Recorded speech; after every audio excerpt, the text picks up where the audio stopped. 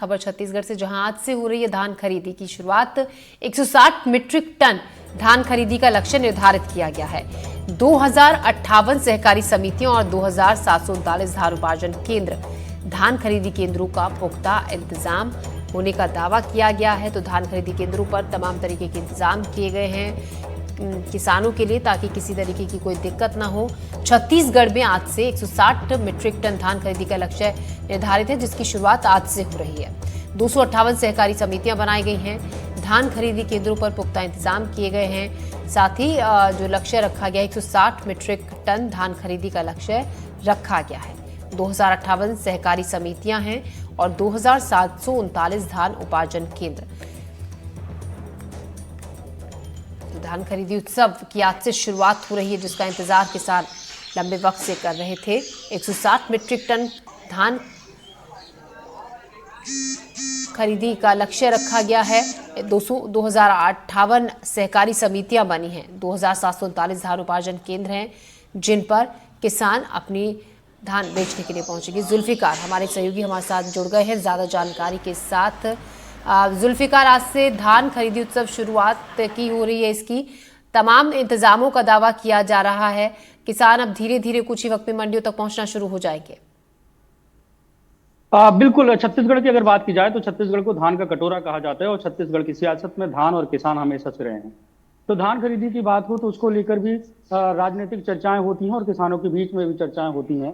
तो इस बार छत्तीसगढ़ सरकार ने धान खरीदी का जो निर्णय लिया है वो आज से लिया, मतलब 14 नवंबर से 31 जनवरी तक छत्तीसगढ़ में धान खरीदी की जाएगी। और सरकार ने जो सरकारी धान खरीदी का लक्ष्य रखा है उसके अनुसार 160 लाख मीट्रिक टन धान खरीदा जाएगा। तो ये कह सकते हैं कि अगले 2.5 महीनों तक छत्तीसगढ़ में धान खरीदी की जाएगी और इसको लेकर सरकार की तरफ से दावे किए जा रहे हैं कि पूरे पुख्ता इंतजाम किए गए हैं, किसानों को परेशानी नहीं होगी, किसानों को टोकन पहले से दे दिया जाएगा। टोकन के अनुसार वो अपने समय पर और अपनी तारीख पर धान खरीदी केंद्र में पहुंचेंगे और अपने धान को बेच पाएंगे। तो जो लघु और सीमांत किसान हैं उन्हें 2 टोकन देने की व्यवस्था सरकार ने की है कि वो 2 बार में अपने धान को बेच सकते हैं। क्योंकि ऐसा भी है कि धान की फसल अगर देखें तो अक्टूबर के आखिरी से आना शुरू होती है और नवंबर तक आती रहती है। तो इसकी व्यवस्था इसलिए की जाती है कि जो धान पक जाता है और उसके बाद सूख जाता है तो उसको सरकारी समितियों में जाकर बेचना शुरू हो जाए ताकि लोगों को दिक्कत ना आए। तो 2 टोकन दिए गए हैं लघु और सीमांत किसानों को, और इसके साथ ही जो बड़े किसान हैं उनको 3 टोकन दिए गए हैं, मतलब वो 3 टोकन में अपने धान को बेच पाएंगे। तो किस तरीके के इंतजाम हैं, किसानों को किस तरीके की सुविधाएं मिली हैं, क्या जो दावे किए गए हैं वाकई वो उस तरीके की सुविधाएं मिली हैं, ये दोपहर तक स्थिति साफ होगी। क्योंकि छत्तीसगढ़ के अलग अलग जिलों के जो धान खरीदी केंद्र है वहां लगभग किसान जो है पहुंचना शुरू हो गए हैं और ये दोपहर तक की स्थिति साफ होगी कि किस तरीके से धान लिया जा रहा है, किसानों को क्या कोई परेशानी तो नहीं आ रही, बारदाने की कोई दिक्कत तो नहीं है। ये स्थितियां थोड़ी देर में साफ होंगी। लेकिन ये जरूर है कि आज 14 तारीख है और आज से धान की खरीदी शुरू हो गई है और छत्तीसगढ़ के लगभग 27 लाख किसानों ने पंजीयन कराया है और ये 27 लाख किसान अपने धान को सरकारी समितियों में बेचेंगे। जी जुल्फिकार, ऐसे में बिचौलिए भी काफी सक्रिय हो जाते हैं। बिचौलियों को रोकने के लिए किस तरीके के इंतजाम किए गए हैं? छत्तीसगढ़ में अगर देखें तो धान जो खरीदी की बात है तो यहाँ पे बिचौलियों की संख्या अगर जो निजी मंडियों में है वहां पर बेचने के कम ही मामले आते हैं।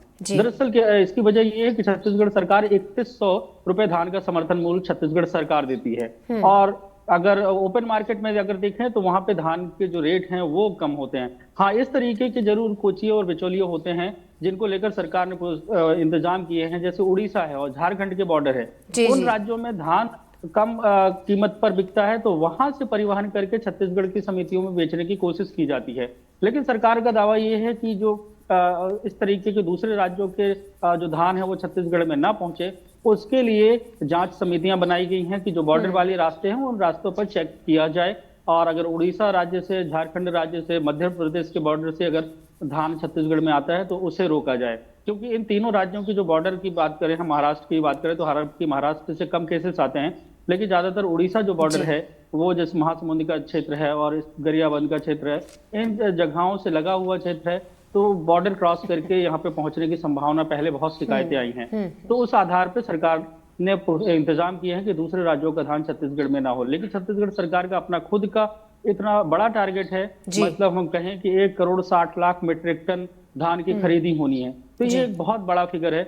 और इसे खरीदी करने में समय करीब 2.5 महीने का तो सरकार ने ऑलरेडी दिया है। जी। और इसमें किस तरीके की दिक्कतें आती हैं वो आने वाले वक्त में समझ में जी, आएगा। तो जी। बिचौलिए इतने ज़्यादा सक्रिय छत्तीसगढ़ में नहीं, जिस तरीके से आप बता रहे हैं कि बॉर्डर के रास्ते अलग दूसरे राज्यों से यहाँ पर ज़रूर थोड़े बहुत सक्रिय होते हैं, उसके लिए पर्याप्त इंतजाम है। शुक्रिया जुल्फिकार। नज़र रखिएगा, हम ताज़ा अपडेट लगातार आपसे लेते रहेंगे। तो आज महोत्सव है धान खरीदी का, जिसकी शुरुआत आज हो रही है, जिसके लिए इंतजाम बहुत पुख्ता तौर पर किए गए। हमारे सहयोगी हमें जानकारी दे रहे थे। खबरों में बढ़ते